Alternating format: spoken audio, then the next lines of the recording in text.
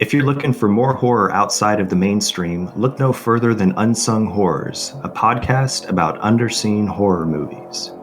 I'm Lance. And I'm Erica. Every other week, we'll cover a horror movie with fewer than 1,000 views on Letterboxd. We'll even give you double feature recommendations to pair with the movies we discuss. From gothic to shot on video, from slashers to comedies, from giallo to J-horror, we'll cover all the subgenres. So join us as we unearth these hidden gems of horror. Follow us on Instagram, Twitter, and Facebook, all at Unsung Horrors, available wherever you listen to podcasts. And part of the Someone's Favorite Productions podcast network. Hello, my name is Kevin Tudor, and I'm one of the three hosts of Almost Major, a film podcast dissecting many major indie studios and the films they release. Every week, myself, Charlie Nash, and Bryden Doyle discuss overlooked, forgotten, or bona fide classic indie films via studio-specific miniseries. We've previously covered numerous films from Artisan Entertainment, Lionsgate Films, and New Line Cinema. Titles including The Blair Witch Project, American Psycho, Dogville, But I'm a Cheerleader, Saw, Requiem for a Dream, and Ringmaster, you know, the Jerry Springer film. Anyways, we have a fun time every week and we hope you will join us. Subscribe to Almost Major wherever you get your podcasts. Now proudly a part of the Someone's Favorite Productions podcast network.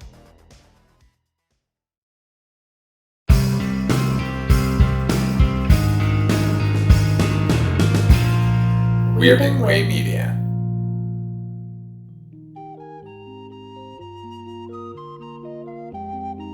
Right, Mr. Walters?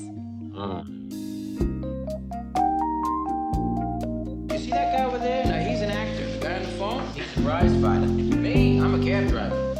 I'm the only cab driver in this place. Hello again, everybody, and welcome to Night Mr. Walters, a taxi podcast. I am HP, your co-host, and with me, as always, is my co-host, Father Malone. Father Malone, how are you tonight? You better smarten up, meatball. Once again, a little foreshadowing. Through our discussion, we'll discover just what that is. Just a reminder, we are doing these shows in broadcast order and not order of filming. This week, we are taking on Men Are Such Beasts. This is written by Ed Weinberger and Stan Daniels. And I looked ahead. Every episode in season one is directed by James Burrows. So we can probably dispense with the comedy routine and just call it James Burrows Taxi. Basically, yeah, that's essentially what it is.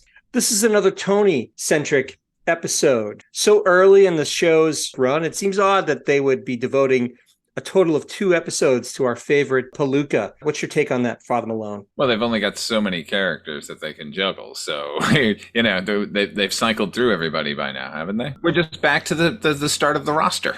Yeah, I guess so. We've circled back. We're at the top of the order, I guess. We're back to Tony. My favorite episodes all start out in the garage.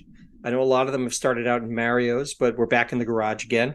Tony, as I said, our favorite washed-up boxer, is sitting there looking confused, and he's apparently caught in a bit of a dilemma.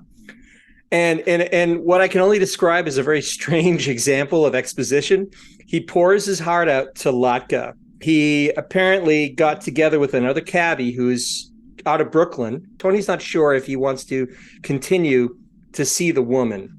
He seems ambivalent about the whole thing. And of course, he's pouring his heart out to Latka. And all Latka can do at this point is his patented Latka foreign man speak. I don't know if you had the same reaction, Father Malone, but it's essentially just one big exposition dump. I liked it. I thought it was funny because I always enjoy Latka and his gibberish. However, the scene effectively ends and then they tell us why it was funny. Banta starts saying, like, hey, how is it that I can not understand anything you're saying, but I understand everything you're saying? Oh, and then he gives some more gibberish. And we get like, oh my God, we got the joke. Either do that at the beginning of the joke or don't do it at all. Anyway, that really bothered me. It's kind of like how Luke Skywalker can understand what R2-D2 says, even though it's a bunch of bloops and bleeps. We don't know. It's just the way the world works. But you don't want to hear Luke Skywalker say, hey, R2, how is it that I can understand you? So, beep, boop, boop. That's a good one, R2. No, you're wrong. I want to see that now. I absolutely want to see that. This sort of little mini drama wraps up. And meanwhile, here come the B plot. Perhaps the most inconsequential B story in what I can remember from Taxi. So a dejected Reiger walks in and informs Louis that he just had an accident in cab 723. He tells Louis that he dented his fender and ran into a parked car. Louis just is ribbing him about it and busting his chops about it. And after more prodding from Louis, Alex further clarifies a dog ran in front of the car, and it was either the Chrysler Cordoba or the dog. And of course, this sends Louis into a fit. You can actually see what I love about this part is you can see the veins bulging in Louis's forehead. He's so upset that Reiger, you chose the dog over a Chrysler Cordoba with Corinthian leather seats. He's apoplectic that he would do this. I also noticed the fury with which Danny DeVito was mustering to convey that part of the scene. That was pretty amazing. My favorite part of the scene is the opening, however, when John steps in and says, "Hi, Alex," and Reiger breezes right past him. I actually wrote in my notes, appropriate. That is our first anti-Burns comment of this show. Boom. Burn, Burns. And this is all made even worse by the fact that Alex tells Louis that A, there were no witnesses, and B, that Alex left a note for the car owner, which is further sending Louis into a spiral of aggression and apoplexia. There's a problem here in this scene, however, which is this isn't necessarily a problem of this show. It's a problem of all sitcoms in the goldfish length memory of the characters, because weren't there just an entire garage full of cabbies standing up for a dog like just a couple weeks ago?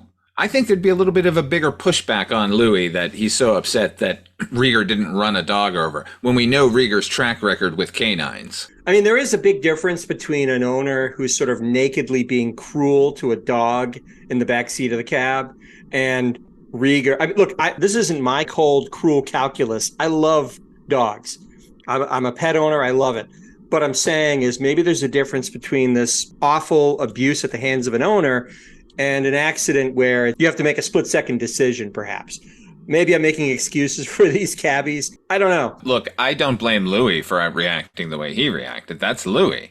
But I think some of the other cabbies would have had Alex's back a little more vocally. Probably right. I think, as you put it, the goldfish memory is probably what's at work here. In a huff, Alex sort of rallies the rest of the cabbies. They're going to go for breakfast. Now we cut to Mario's, which begs the question, why are the cabbies going to go to an Italian dive for breakfast in the morning? Did you have that same thought cross your mind, Father Malone? My mind was too busy with thoughts of the movie Krull. You remember the movie Krull? Of course.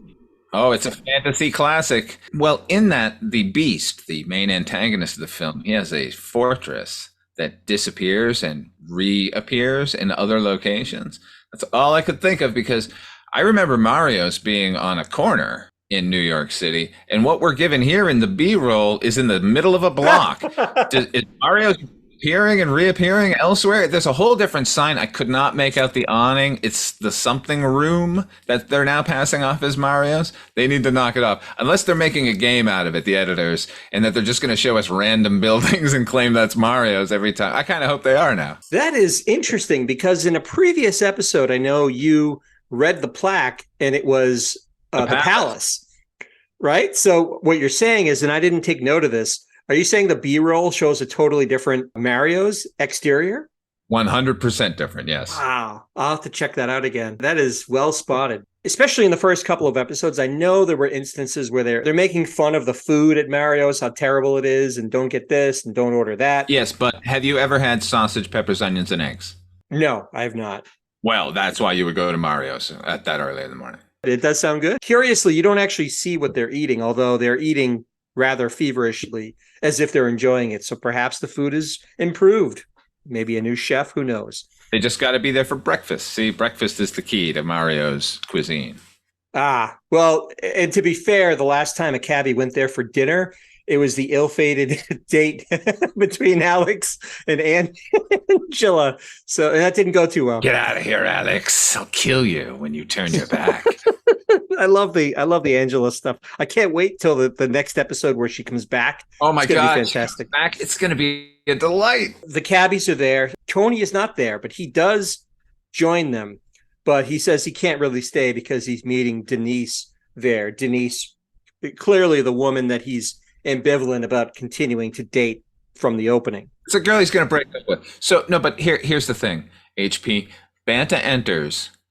John is seated in the foreground. He says, "I'll get you coffee," and scurries out of frame and leaves the scene. And I wrote in my notes, appropriate.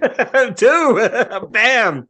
Wait, once he leaves the frame, it suddenly in my mind became a vision of The Last Supper, because they're all crowded around one side of the table and it looks awkward. And I always think about The Last Supper and just like, hey, let's all sit on one side. Like, Peter, don't be a dick. Matthew and me are staying over here, you know?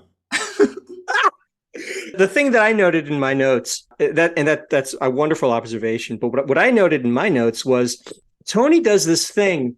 The only name I've ever known it from is Slatering from Saved by the Bell. Tony does this thing when he goes to sit down with the cabbies. He doesn't just sit down like a normal person. He takes the chair and he rotates it 180 degrees and sits in it so that the back of the chair is against his chest, and he's kind of resting, I think, his arms on top of the chair. Another question for you, Father Malone. Was this ever really a thing? Did you ever know anybody or yourself sit this way? Yes, I've known tons of people, mainly hoodlums, who sat this way. And I think it's a weird sort of theater being played. This, I'm so casual, I will turn my chair around and rest upon it. Also, I think it's some subliminal thing with, look at how big my balls are. I need to sit in a chair this wide. My legs need to be splayed this big in order for me to just even rest with you. It does seem to be a certain type of tough guy, at least in these TV shows that we're referencing, that does this. Like, it's your AC Slaters from Saved by the Bell. It's obviously Tony. I don't know. It bugged me when I saw it. To me, it seemed a little like an actorly thing to do. Like, you know how they always talk about actors like to have props and making choices, certainly. I think in this case, that's just Danza sitting down. There's no grand tale. It's just the way Danza sat down. That's totally fine. No choice there. He just did it. So he's sitting there in his weird position, and Tony asks Bobby's advice how to break up with Denise. Which is weird, too, because you would figure, as naive as Banta comes off, you would figure he has had some experience with women. So it seems odd that he would be... This is something that I think Burns would be quizzing the cabbies on, not somebody with experience like Tony, my opinion. I agree with you, because this is a wrong character trait. Banta, I think, would have plenty of experience breaking up with girls. Whereas Wheeler you would go to on advice on how to be dumped. But then Tony clearly doesn't understand the concept at all, because he asks Nardo how she reacts when she's dumped, or how she wants to be dumped, which is insane because nobody dumps Nardo. He comes off as just sort of mentally challenged in this scene, like just hopelessly naive and kind of an empty vessel. It just doesn't seem to have a real solid thought in his head. In this scene, it occurred to me that I'm now beginning to deeply enjoy what a creep Bobby Wheeler is. He's so gleeful on advice on how to break up. When he exits this scene, he takes that plate of food with him and he's eating it on the way out. I'm really, really beginning to dig Bobby Wheeler. I noted that in my notes too. They're getting up in such a rush that he can't just, like a normal person, finish his food. He's got to take the plate with him, scooping food into his mouth as he's walking out the door. It was another odd choice, but what are you going to do? He asks Bobby's advice, and Bobby advocates, saying that his advice is, tell her that she's too good for you, Tony, and that you don't deserve her. And to your point, what you were saying, he also, in a very ham-handed way, asks Elaine how she deals with the same kind of relationship issues. And she advocates, of course, because it's Elaine and she's wonderful and she's sweet and she's guileless. And she says, look, just be honest with her, Tony. That's what her suggestion is.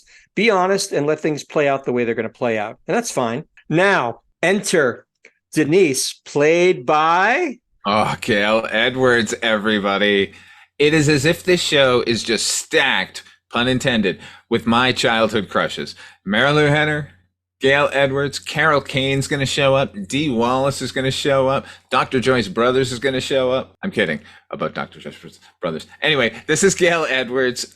She would eventually star for many years on a television series in the 1980s called It's a Living, about a bunch of waitresses at a penthouse type restaurant.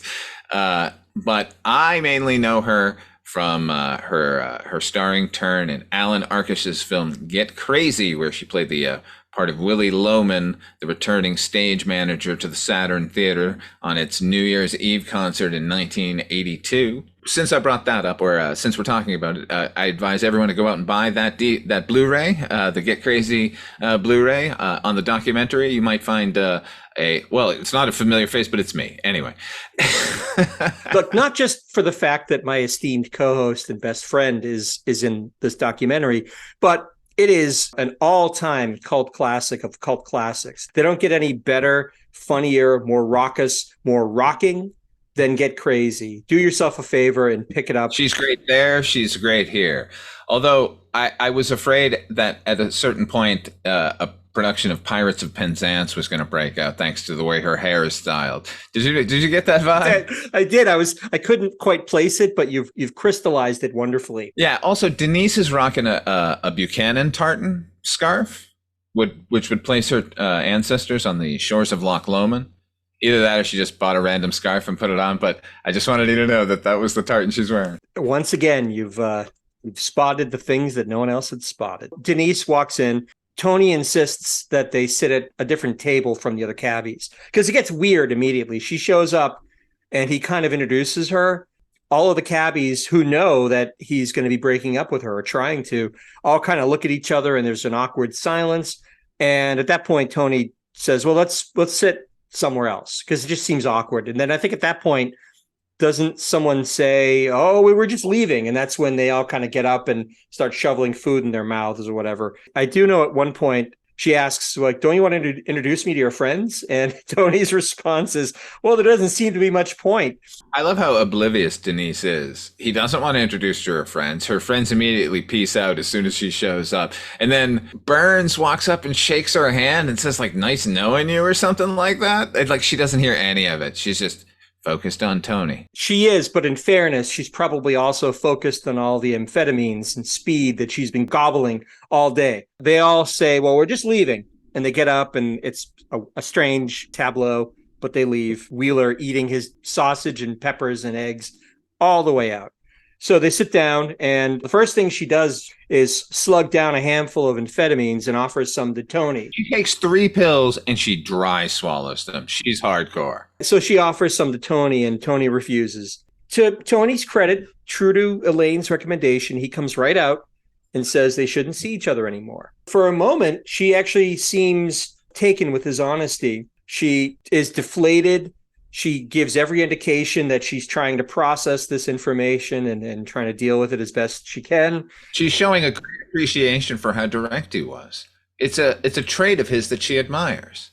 Oh boy, does she admire it. Like all of his traits, like everything, she's never letting him go. That's what she says. She says, well, other guys would have buttered her up first or told her some long, convoluted story to get out of dating her, but not Tony.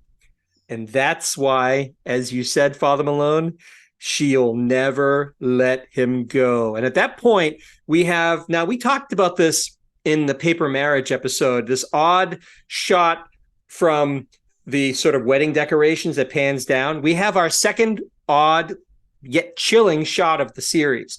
Are we talking about the fourth wall break? Yes.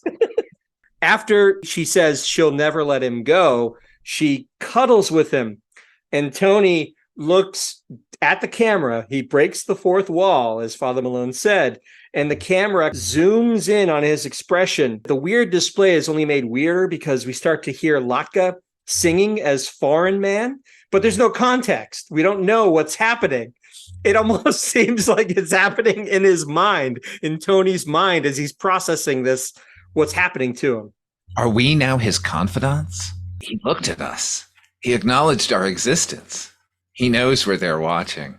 I'm going to start now viewing the rest of Taxi through this lens as well. There's the John Burns slow descent into madness. portion of the show, and now the Bantha section. It was sort of chilling because we know that he wants to break up with her desperately, and now we know why, because she's popping amphetamines like there's no tomorrow. She's clingy. She's frankly scary.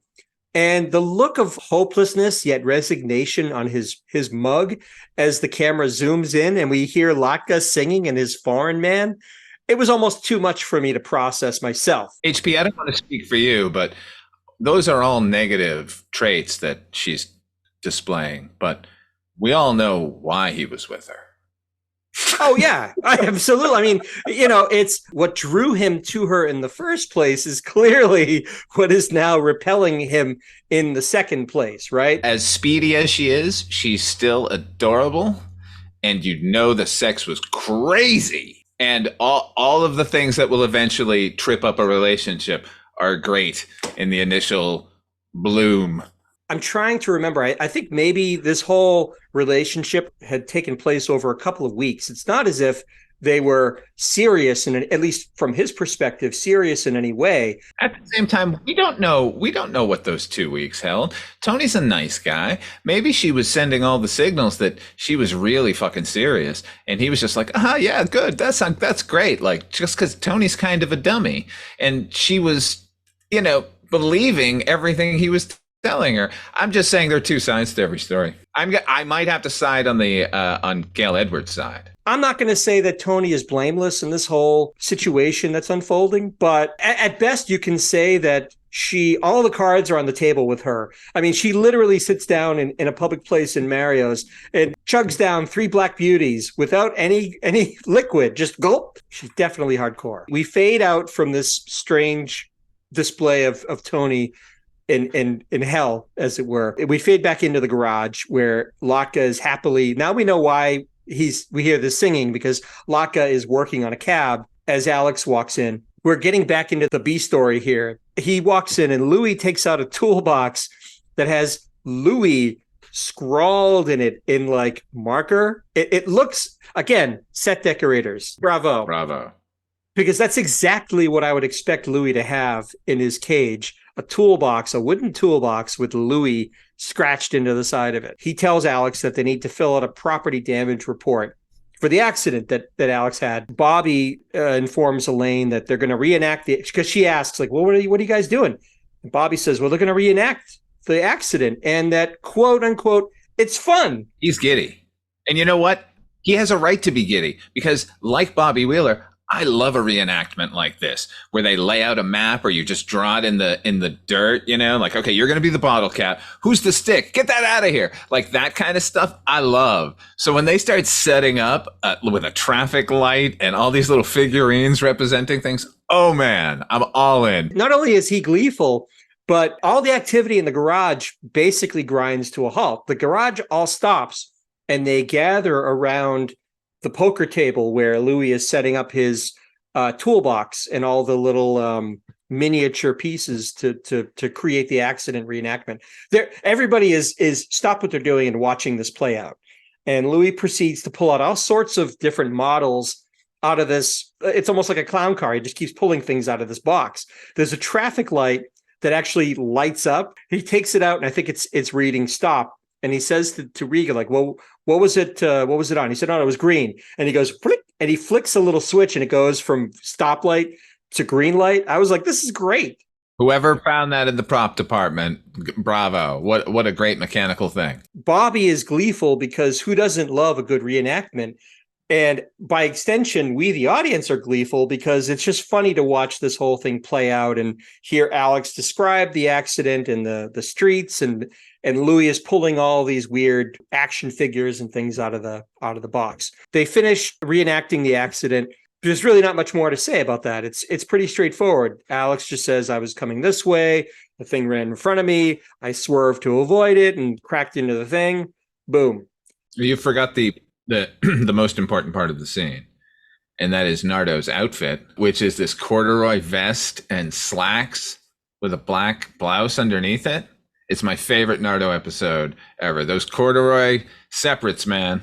Her fashion choices in the next few episodes are pretty spectacular. It's funny because She's supposed to be a single mother raising her kids in the city, holding down 2 jobs. But boy, they can't resist dressing Mary Lou Henner in like the most extravagant and chic finery. She's wearing like neckties and vests, and That's because she's working 2 jobs, and the other one requires that refinement. it just looks like all those clothes have to be pretty expensive on a single mother's I'm salary. going to say a name right now. Ralph T. Schlane.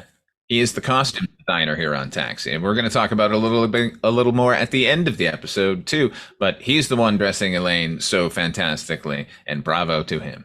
Look, there's the other side of this is obviously they want to show her in her best light. More power to them. I think it's wonderful. And then meanwhile, Tony at this point returns, and Elaine asks how the breakup went. And he proceeds to tell the cabbies that he tried breaking up, but then she, as we all saw, she said she's never letting him go. She tried her best to rope him in with kisses and affection, but he stayed strong. And finally, she walked out of Mario's. And he reckons that she finally got the message. She accepted the breakup and left. Yeah. What could go wrong? Nothing. Nothing at all.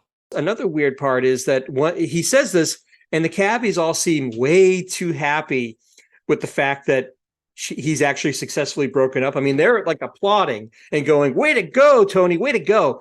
Would you really, like, if a friend of yours had broken up with their girlfriend or what have you, like, would you be so gung-ho about, "Yay, good for you, good for you"? It seemed odd. I think I'd probably say like, "Well, that sucks. Sorry to hear that, man. I'm glad you handled it well."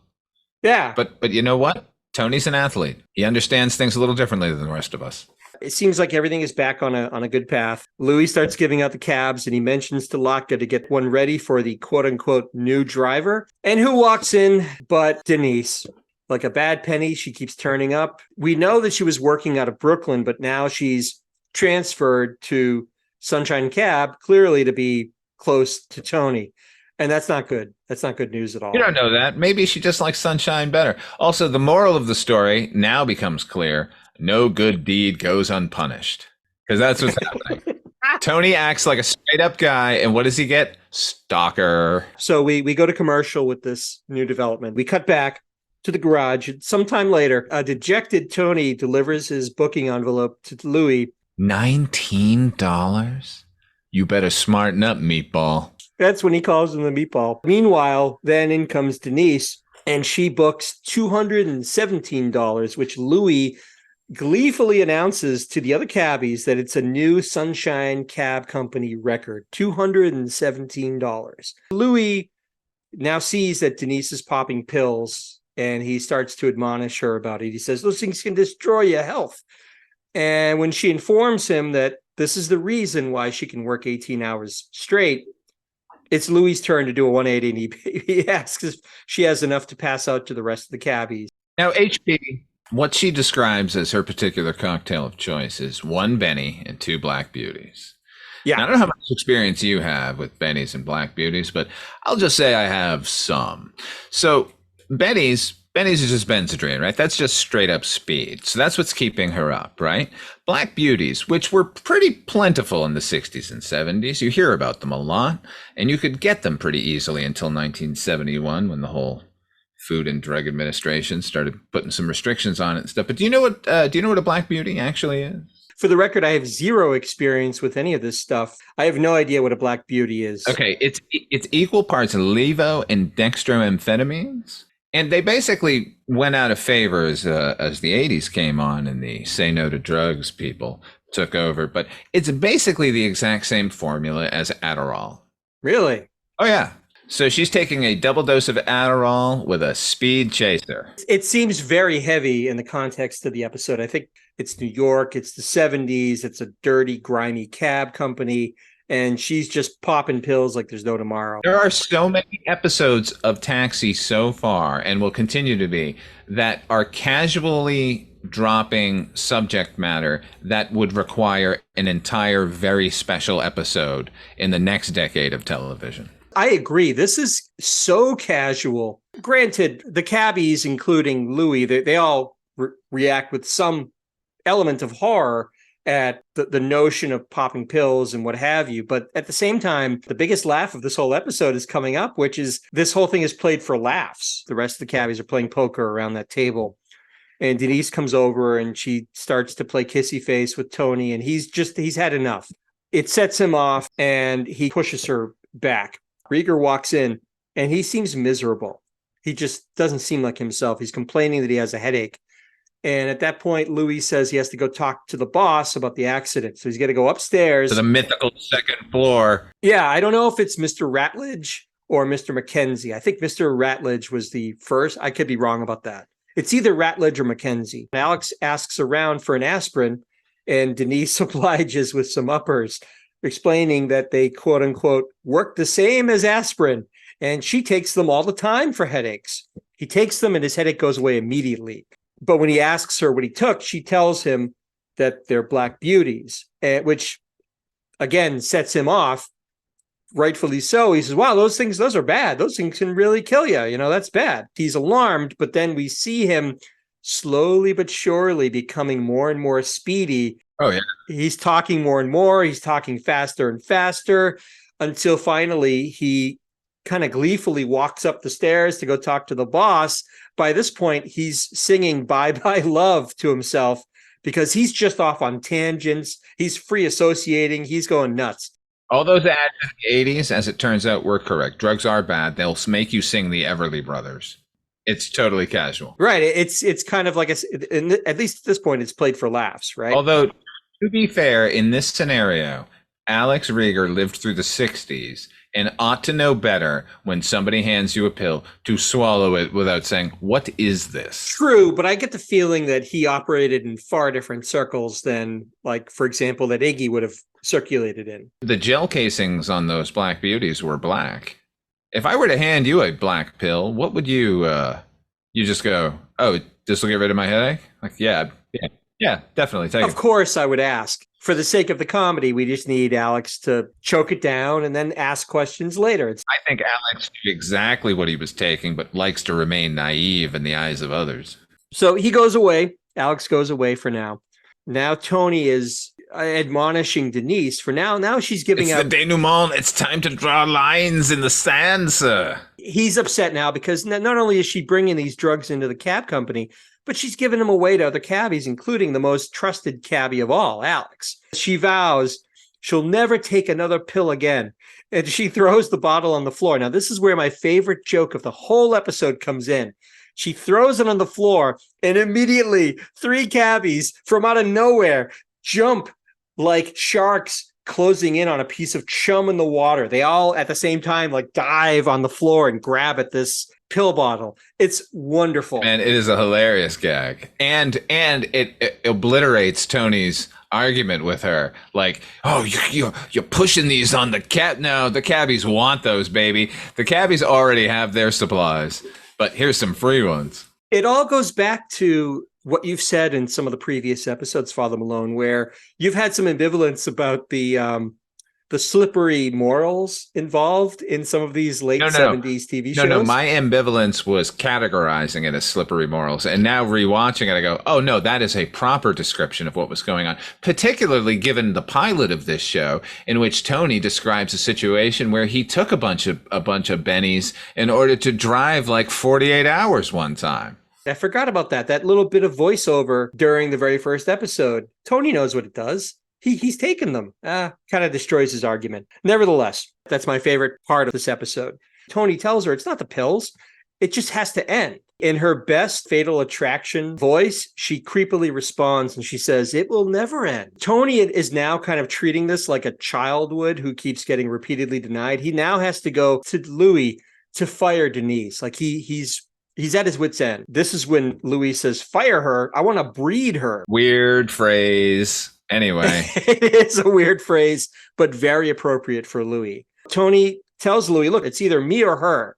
So Louis says, bye, Banta. It's nice knowing you. And then Bobby gets up and says, well, then he's gone too. To which Louis says, well, bye to you too. It's another Spartacus moment here in the cab company. They have them a lot. There's this chain reaction, like you said, of cabbies quitting, including Nardo and Latka and all of the other background players. And this all culminates in Latka leading a Yakta Be, Yakta be chant, which all the other cabbies seize upon and start advancing on Louis, chanting Yakta be. Louis, after a bit of silliness with a fire extinguisher where he dares the cabbies to cross the line, or That's one of those old school fire extinguishers too, the Hudson sprayer type ones where it was just going to be this weird liquid that would come squirting out instead of like a foam or a halon that we have nowadays. Anyway, I miss those. It just looked like water to me. It was some sort of chemical retardant. That would make sense. So after this sort of mini revolt has happened, Louis finally relents and says, all right, pill popper, you're fired. But still, Denise refuses to let Tony go and proceeds to tell him that she's going to be everywhere he goes. She will be there. It's Tony's nightmare. Frankly, it's any guy's nightmare who's trying to break up with somebody who's a little bit on the crazy side. Yeah. She won't let him go. Then Elaine steps in.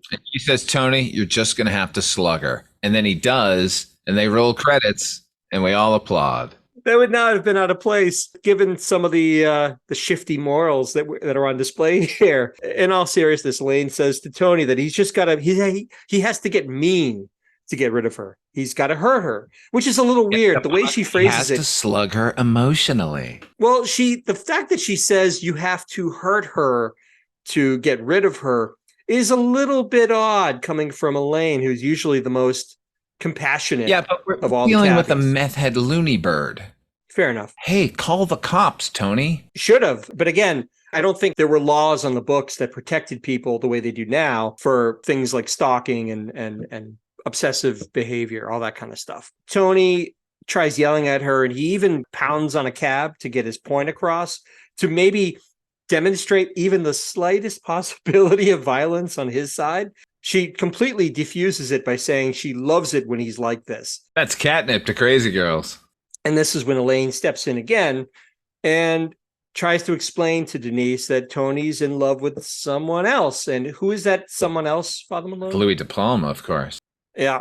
Okay, look, they're indulging in a bit of gay panic comedy here, which is not great. But at the same time, you can tell the intent is not that. And I guess that's the ultimate qualifier when it comes to humor, whether or not it's the intent behind it. And I don't think that's what's going on here. And they play it very, very funny, where it's just like, it's more about the desperation of Tony and the willingness of Louis to support him than it is about, aren't we funny as gay people? Oh, 100% I agree. To his credit, Louis does a slow burn that would make Ted Knight swell with pride. I mean, he is fantastic. Again, a less nuanced comedy might have played it a little more inappropriately, but I thought that part of it was okay. This is enough for Denise. She finally got it through her head that Tony didn't want to have anything to do with her, and she's gone. And that's basically the end of the episode. However, there is an epilogue where Alex finally comes down from the boss's office. Speedy Alex comes speeding down them stairs, baby, making predictions of the future. Oh, he's talking about football, and he's talking about all kinds of just riffing off of his head. As he's talking, you get the impression the boss couldn't get a word in edgewise. So it worked in Alex's favor. He just talked up a mean streak. The scene would be reenacted in the classic Train Spotting when Spud has to go apply for a job and takes a little bit of speed. So he talks too much and they won't give him the gig. Good call. So Alex comes downstairs and sits. The cabbies themselves all get annoyed at his speediness, and they all leave the table except for Latka, who can only look on with wide-eyed innocence as only Latka can. And the episode is over. Let's break this down, okay? We'll talk about some of the good things first. I'm getting the sense that you enjoyed this episode more than me.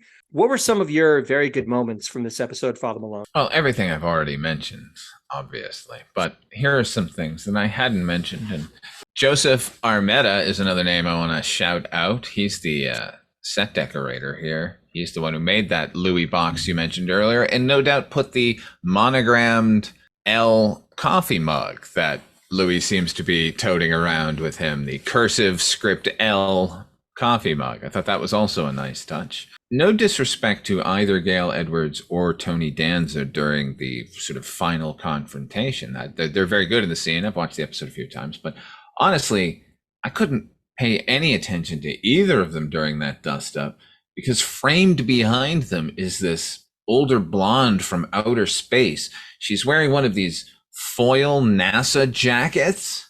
Now, on a show that is constantly surprising me with its background players, I thought, well, they've reached the top of the mountain there, right? No, because they cut to a wide shot when they're talking to Nardo, and there is this leggy blonde with a red vest and pantsuit combo and a yellow shirt. Oh my God, I was in background player heaven. It's background extravaganza. And so once again, I have to mention the man, Ralph T. Schlane. He's the costume designer here. He did a couple of TV movies, and then was the Bob Newhart Show's costume designer until 78, where he became the costume designer here on Taxi, which he was until 83. And then he was the costume designer on Newhart until the day he died. And he's worth his weight in gold just for background players. We've already mentioned the rest of the characters, the main characters are all costumed perfectly, and he continues to innovate with their costumes. But what he's doing back here, it's like they dropped the cab company in Pepperland. I don't know. It's worth a rewatch just for them.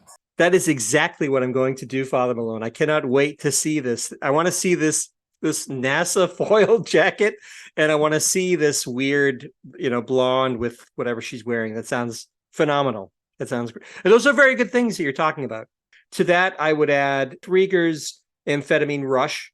And I already talked about my love for the dive for the pills. I think that's incredible. DeVito is fantastic as always. He has some really, really great, funny, slow burn moments. And frankly, there's a minimum of burns, which can only be a good thing. Right. Right. And as stated, we now know Banta knows we're watching, and I hope to see more of that in the future. Is this some proxy that he's invented in his mind that follows him on his adventures, like Fight Club? I don't know. This is all in the mind of Tony Danza. He invented Tony Banta. There was a show years ago called Life on Mars, and if I remember correctly, it was about a cop who had been shot in the line of duty, and he's basically on life support at his bed, but there's some I think he, in his mind, he goes back to the 70s, but throughout the whole thing he's hearing beeps and boops coming from all of the medical equipment that he's hooked. So he's creating this life for himself from his hospital bed. Maybe Banta had a brain injury at his last fight, and now he's just created this world around him populated with colorful characters and interesting adventures. I don't know. Maybe that makes sense. Could it be we are now stuck in the moment where the champ slugs him at the end of One Punch Banta? We're just in a loop in Tony's mind now? Look, Gail Edwards is fine. I think she's a welcome sight. I loved her in Get Crazy. I think I used to watch It's a Living on occasion when I was a kid. Didn't understand the show, but, she's fine. That's about the sum total of what I could pull out of this. Is there anything else that I haven't mentioned that you want to bring up that we haven't talked about yet, Father Malone? No. All righty then. Now we get to the bad. Let's talk about the bad. I would say for me, this is a 10-minute story that gets stretched out to a full episode. There's very little happens in this episode. Basically, Tony dates a girl, wants to get rid of her. She refuses. It causes a dust up, and then she finally leaves. 10 minutes. Yes, I agree with you. However, the alternative is more Reiger is in trouble for saving a dog. Well, no, that's another bad. I'm getting to that. The B plot is even more inconsequential because it really adds up to nothing. He gets into an accident. He has to file a report. He talks to the boss while he's speeding, and that's it. To me, this is completely minor and an inessential episode. Finally, to piggyback on the 10-minute story stretched out to feature length, the show just seems to move at a glacial pace for me. Just little by little, we're just inching our way towards the end of the show. What did you think, Father Malone? I think I agree with all of those criticisms. It's not like the brightest of gems, but I certainly enjoy. Look, we were deluged recently with a lot of burns. We were burned by burns frequently. So even a minor episode like this is going to be better to me by comparison. But at the same time, I like it perhaps more than I should because it is not a simple aspirational episode. I'm kind of tired of those. I just couldn't get past the feeling I got that there was just not a lot going on in this episode, and what there was going on really didn't pique my interest all that much. Let's talk a little bit about yellow lights. What do you say? So, what does a yellow light mean? To remind everybody, we're scoring this on a scale from 1 to 5 yellow lights. 5 yellow lights is the quintessential Taxi episode. 1 yellow light is I may never want to see this one ever again. Father Malone, what do you give this episode? I give Men Are Beasts 3 yellow lights. What? You give it 3 yellow lights, better than average. You're saying this episode is. I cannot believe this. Explain yourself. I don't have to explain myself to you, HP, but I will.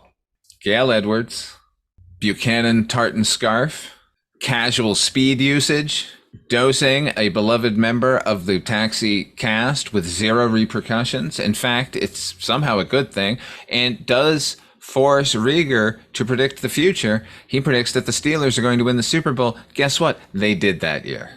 3 yellow lights. Oof. Well, I gave this episode 1 yellow light. What? I was all ready to give it 2 yellow lights just for the dive for the pills and for the sake of Louis' antics and his masterful slow burn. But again, if I'm evaluating the scale and thinking of this now, 5, we agree, is perfect. Like that. It's a perfect, peerless example of Taxi. I always say this: if aliens came down to Earth and asked us what is the perfect episode of Taxi, a 5 yellow lighter would be it. But conversely, what would be the episode that I would not want to revisit? That would be a 1 yellow lighter. What did you give Blind Date? Well, I think I gave Blind Date 3 yellow lights, maybe 4. I think 3. I think you gave it 4. It might have been 4. I'd have to go back. It feels like Now the question must be asked. You can watch that one or this one. What are you going to watch right now? Are you going to watch Men Are Beasts, or are you going to watch Blind Date? And tell me which deserves 1 light. To be fair, I think if I'm going to watch one, I'm going to want to rewatch. Not Blind Date. You're going to watch anything but Blind Date, and yet that has 3 to 4 lights. No. Get out of town, HP. Take a cab. No. You didn't let me finish. I would rewatch Blind Date because, if for no other reason, I love hearing your Angela impression in the back of my mind.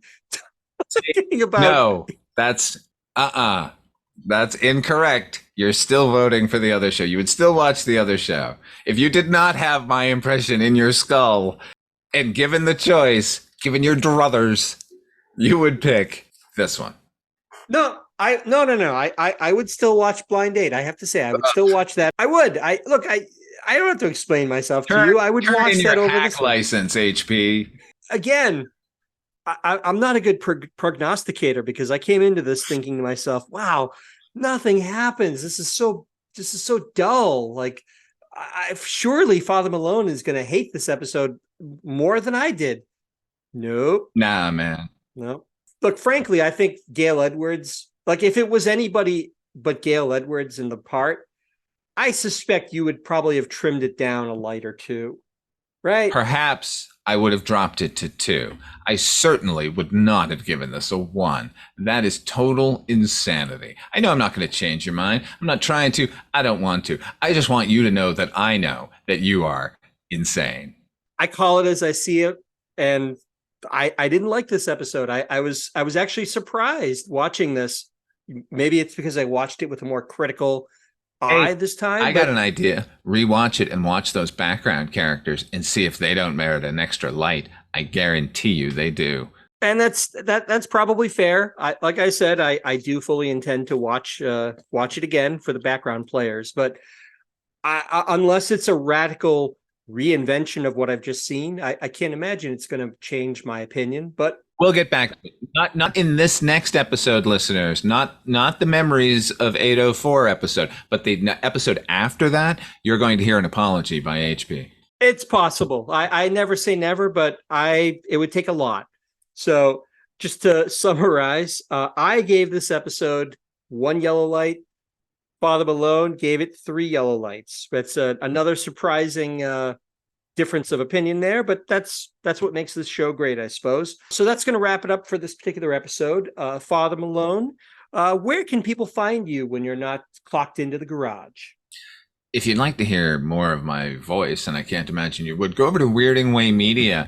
I host or co-host about half a dozen shows over there. Too many to name here. I am also proud to be on the Weirding Way Media Network. In addition to this fine podcast, you can hear me on Noise Junkies, which is a music podcast with myself, Father Malone, and the wonderful Heather Drain. You can also hear me here and there on the Dark Destinations podcast. That's a good one. Some music, and that's fantastic. It's my favorite. Thank you again for listening, for myself and for Father Malone. Take care, and we'll talk to you next time.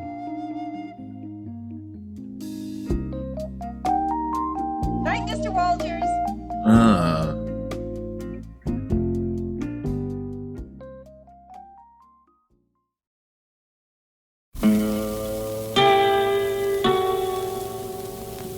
Hello, filthy movie lovers. My name is Gentry Austin. And I'm Casey Scott.